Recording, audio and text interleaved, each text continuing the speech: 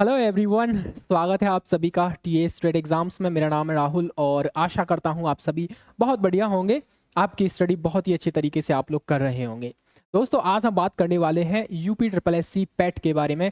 और 2025 का पैट आप सभी जानते हो, रजिस्ट्रेशन कंप्लीट हो चुके हैं और अब यहाँ पर आपका एग्ज़ाम होना है। देखेंगे एग्ज़ाम डेट कब तक आपका एग्ज़ाम हो जाएगा। पिछले बार की कह सकते हैं तुलना करेंगे कब तक और कितना समय मिलेगा अब आपको यहाँ से, ठीक है, अब से लेकर कितना समय है आपके एग्जामिनेशन में। उसके अलावा सबसे मेन चीज रहेगा आज के सेशन का हमारा, यहाँ पर हम लोग डिस्कस करेंगे, डिटेल सिलेबस डिस्कशन करेंगे। देखो, एक चीज मैं आपको बता देता हूँ सारी चीजें, ठीक है। सबसे मेन चीज, इंपॉर्टेंट चीज ये है कि हम लोग फॉर्म डाल देते हैं और हम लोग क्या करते हैं, बस बुक्स ले लेते हैं। हमें पता रहता है कि हाँ, हमें हिस्ट्री पढ़ना है, पॉलिटी पढ़ना है, जियोग्राफी पढ़ना है, मैथमेटिक्स पढ़ना है, हिंदी पढ़ना है, इंग्लिश पढ़ना है, साइंस पढ़ना है, करंट अफेयर्स पढ़ना है, हमें सब पता रहता है। लेकिन हम लोग क्या करते हैं, सिलेबस को नहीं उठाते हैं और पीवाईक्यूज को एनालिसिस नहीं करते हैं। सबसे बड़ी गलती हम लोग यहाँ करते हैं, जिसकी वजह से हमारा जो कह सकते हैं परसेंटाइल कम रहने का चांसेस यहाँ से हो जाता है, ठीक है। हम उस लेवल का या कह सकते हैं उस रणनीति के साथ तैयारी नहीं करते हैं जिस तरीके से होनी चाहिए, ठीक है। तो उसी चीज पर भी हम थोड़ी सी चर्चा करेंगे, आपको क्या क्या पढ़ना है और क्या नहीं पढ़ना है यहाँ पर, ठीक है। चैनल पर पहली बार आए हो, चैनल को जरूर सब्सक्राइब कर लेना भाई, ठीक है। आगे और भी हम लोग डिस्कस करते रहेंगे सारी चीज़ों के बारे में। सबसे पहली चीज़ तो आप लोग ये देख लीजिए, ये छोटा सा आपको पता होगा यहाँ पर कि UP triple S C PET का जो आपको रहेगा यहाँ पर कुल प्रश्नों की संख्या 100 रहेगी, कुल अंक रहेंगे, यानी 100 नंबर के 100 क्वेश्चन देखने को मिलेंगे। आपको समय मिलेगा यहाँ पर 120 मिनट का, ठीक है।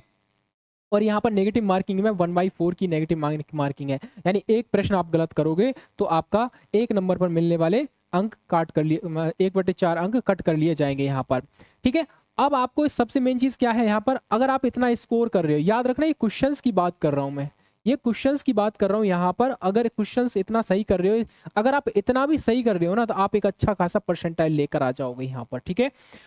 आप मान लीजिए 70 क्वेश्चंस आप सही कर रहे हो तो आराम से 90 प्लस आपका परसेंटाइल आपको देखने को मिल जाएगा। 85 से लेकर 90 तक आपका परसेंटाइल अच्छा खासा देखने को मिल जाएगा, जो कि एक अच्छा खासा परसेंटाइल रहता भी है, ठीक है। अब आपको करना क्या है यहाँ पर, सबसे मेन चीज रहेगा आपका सिलेबस। सिलेबस में क्या क्या पूछा जाएगा अभी हम लोग डिस्कस करने वाले हैं थोड़ी देर में, बस, ठीक है। पहले ये चीज देख लीजिए, आपको किस तरीके से आपको आपके सिलेबस में पढ़ना है और किस तरीके से अपनी रणनीति को बना के तैयार रखना है। सबसे मेन चीज, आपको सिलेबस पढ़ना है। सिलेबस को आप पढ़ेंगे कम से कम 2-3 बार, आपको दिमाग में सेट हो जाना चाहिए कि हाँ, जो मैं तैयारी कर रहा हूँ पैट की, उसमें ये सिलेबस है। और फिर उसके बाद क्या करोगे, पीवाईक्यूज को एक बार एनालिसिस करोगे। सॉल्व नहीं करना है अभी, केवल एनालिसिस करना है, ठीक है। उसके बाद फिर देखोगे आप, हाँ, इस सिलेबस में जो टॉपिक है उस टॉपिक से किस लेवल का क्वेश्चन पूछा गया है, ये एनालिसिस करना है आपको। फॉर एग्जांपल के लिए पॉलिटी हो गया, अब पॉलिटी, इंडियन पॉलिटी कॉन्स्टिट्यूशन आपके सिलेबस में है। अब आपको ये देखना यहाँ से क्वेश्चंस किस सेक्शन से बना है, लाइक फंडामेंटल से बना है, फंडामेंटल राइट से बना है, या डीपीएसपी से बना है, प्रेसिडेंट से बना है, पार्लियामेंट से बना है, गवर्नर से बना है, स्टेट लेजिस्लेशन से बना है, कहाँ से प्रश्न बना है और किस लेवल का प्रश्न बना है, ये आपको एनालिसिस करना है वहां पर, ठीक है। जब आप पीवाईक्यूज को यहाँ पर एनालिसिस करेंगे तब ये चीज देखनी है। उसी तरीके से आप देखोगे मॉडर्न हिस्ट्री है, मॉडर्न हिस्ट्री में कहाँ से क्वेश्चंस ज्यादा बने हैं, लाइक इंडियन नेशनल कांग्रेस है, गांधीयन एरा है, चंपारण है, खेड़ा सत्याग्रह है, या सविनय अवज्ञा आंदोलन, असहयोग आंदोलन, भारत छोड़ो आंदोलन, कहाँ से टॉपिक बना है, क्वेश्चंस बना है, उस पर आप देखोगे, उसको एनालिसिस करोगे। उसी तरीके से ज्योग्राफी में कौन से पहाड़, पर्वत, नदियां, ठीक है, मैदान, मरुस्थल है ना, ये सब आप लोग डिस्कस, मतलब कह सकते हैं एनालिसिस करोगे अच्छे से। उसी तरीके से करंट अफेयर्स में आओगे यहाँ पर, वो मैं अभी बता दूंगा आपको करना कैसे है, ठीक है।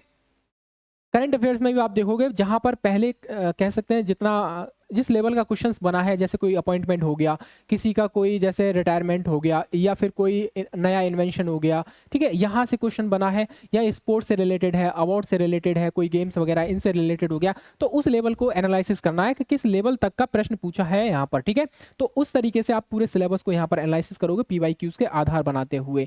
उसके बाद जैसे ही आपका सिलेबस कंप्लीट हो जाता है, उसके बाद आप लोगों को करना क्या है यहाँ पर, फिर आपको सेक्शनल टेस्ट, सेक्शनल का मतलब सब्जेक्टिव वाइज टेस्ट लगाने हैं। बहुत सारे टेस्ट ऑलरेडी अवेलेबल है मार्केट में, बुक्स ले लीजिए या ऑनलाइन ले लीजिए, आपको सेक्शनल वाइज यानी सब्जेक्ट वाइज टेस्ट आपको लगाने पड़ेंगे वहां पर, ठीक है। और जैसे ही आपका एग्जाम में 15 से 15 दिन का समय बच जाता है, 10-15 दिन का, फिर आप 10-15 mock test, full mock test लगाना। फुल एफिशिएंसी के साथ में। उससे पहले आप लोग सेक्शनल टेस्ट लगाते रहिए, वीक में एक फुल मॉक टेस्ट भी लगाते रहिए। अब बात करेंगे यहाँ पर क्या कि आपका एग्जाम कब तक हो सकता है। देखो एक चीज मैं आपको बता दूं, पहले पहले क्या हुआ था यहाँ पर, जब कह सकते हैं 2023 में एग्जाम हुआ, 24 में तो एग्जाम नहीं हुआ था पैट का, ठीक है, 2023 में हुआ, उससे पहले 22 में हुआ था। नॉर्मली देखा जाता है कि लगभग लगभग देखा जाए तो 3 माह का समय आपको मिलता है। कब से? जिस दिन आपका रजिस्ट्रेशन की लास्ट डेट हो तब से। रजिस्ट्रेशन की लास्ट डेट से लेकर एग्जाम तक आपको कितना समय मिलेगा? ऑलमोस्ट तीन तीन महीने का ही ये आपको समय मिलेगा। और आपके रजिस्ट्रेशन हो चुके हैं कंप्लीट यहाँ पर। और अब आपको करना क्या है, जून में कंप्लीट हो गए थे, आई थिंक 17 जून को लास्ट डेट हो गई थी, ठीक है। जून के बाद जुलाई हो गया, अगस्त हो गया, सितंबर हो गया, यानी कि 17 सितंबर को आपके 3 महीने हो जाएंगे। कुल मिलाकर ये है सितंबर के लास्ट में आपको आपका एग्जाम, सितंबर के लास्ट में आपका एग्जाम होने के मोस्टली चांसेस रहेंगे। ये चीज याद रखना और इसी के अकॉर्डिंग आप अपनी तैयारी करना, कोशिश करना अगस्त के लास्ट तक आपका सिलेबस वगैरह सब कंप्लीट हो जाए, ताकि सितंबर में जितना भी समय आपको मिले वहां पर उसमें केवल सिर्फ और सिर्फ आप लोग क्या कर पाए, प्रैक्टिस करें बस, ठीक है। तो यहां पर आप ध्यान रखना 3 महीने का आपके पास समय रहेगा और एग्जामिनेशन डेट आपको ऑलमोस्ट 20 से लेकर 25 दिन या 1 महीने पहले आपको अनाउंस कर दी जाएगी। ऐसा ही पहले हुआ है, 20-22 दिन पहले, 25 दिन पहले आपको बता दिया गया है और यहाँ पर इस बार भी यही होने वाला है। और चूंकि सिलेबस में कोई बदलाव नहीं आया है तो आपको ये टॉपिक और यहाँ से ये चीज़ें पढ़नी पड़ेंगी। ये आपका ऑफिशियल सिलेबस है जो कि मैंने अपनी हैंड राइटिंग में लिखा है। यहाँ पर आप देखोगे हिस्ट्री में आप जाओगे तो यहाँ पर 2 सेक्शन बटे हुए हैं। एक सेक्शन आपका रहेगा मॉडर्न हिस्ट्री का, जिसमें आप देखोगे जो इंडियन कह सकते हैं इंडियन नेशनल मूवमेंट रहेगा यहाँ पर, ठीक है। इंडियन नेशनल मूवमेंट यहाँ पर आप देखोगे, यहाँ पर इंडियन नेशनल मूवमेंट रहेंगे यहाँ पर। और स्पेशली आप पढ़ोगे कहाँ से, 1885 से लेके, ठीक है, 1857 से पढ़ना, 1857 की क्रांति से लेकर, और ये तो पढ़ना ही पढ़ना है। फिर उसके बाद 1885 के बाद का जो सेक्शन बचा है आपका वो पूरा कंप्लीट करना पड़ेगा 1947 तक का आपको, ठीक है।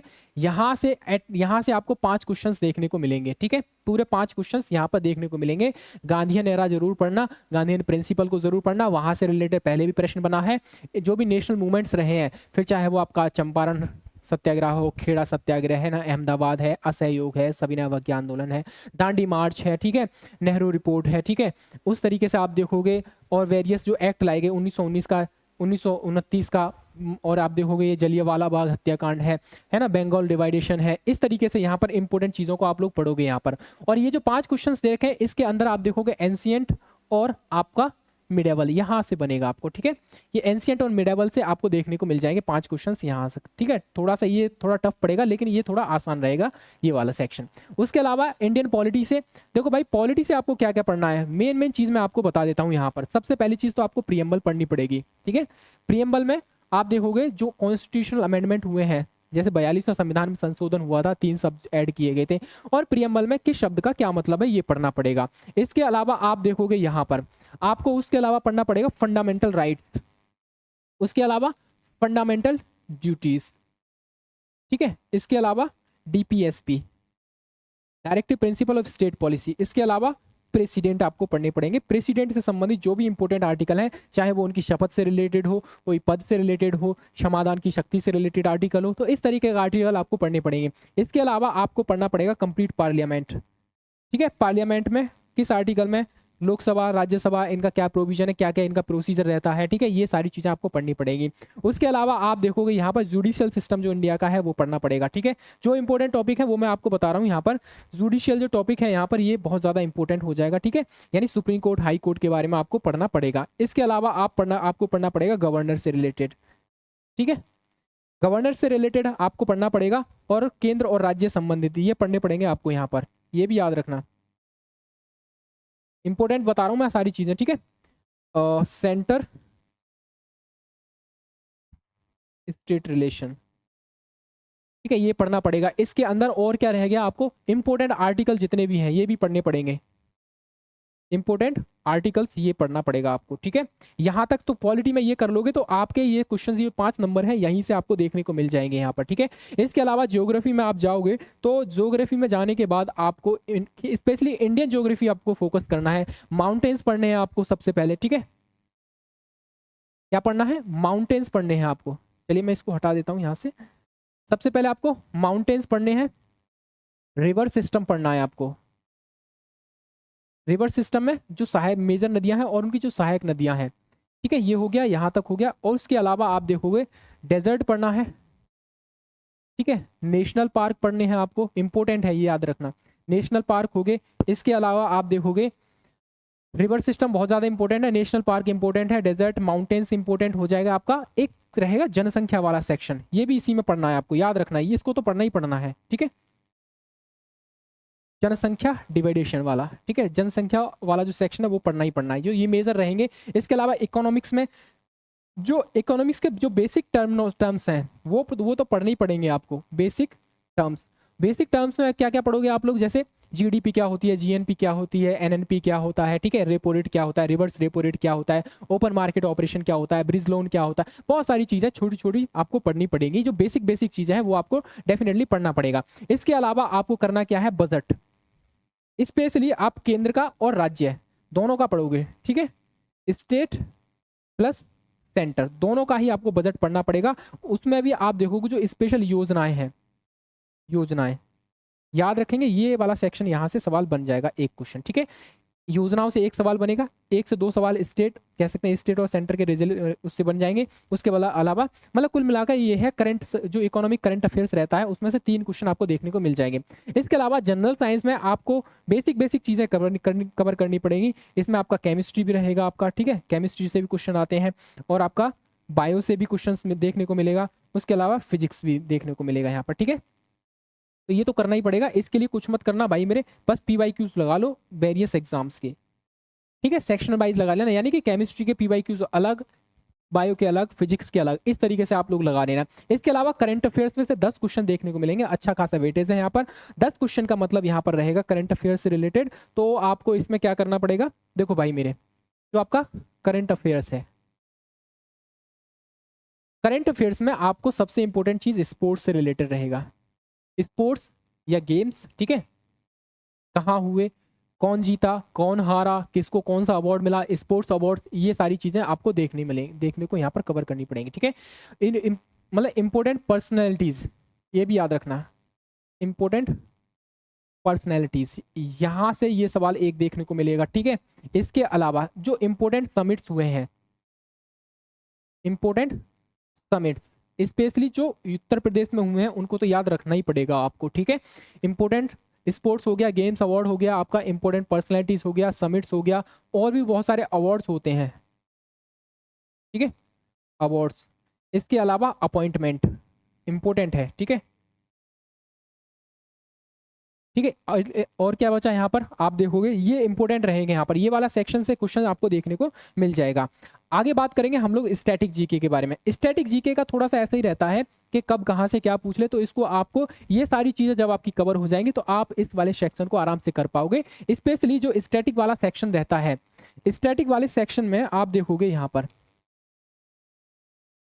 स्टैटिक में आप देखोगे जो डांस होते हैं, ठीक है, कला वगैरह, डांस वगैरह वो होता है ना, ठीक है। उसके बाद महोत्सव,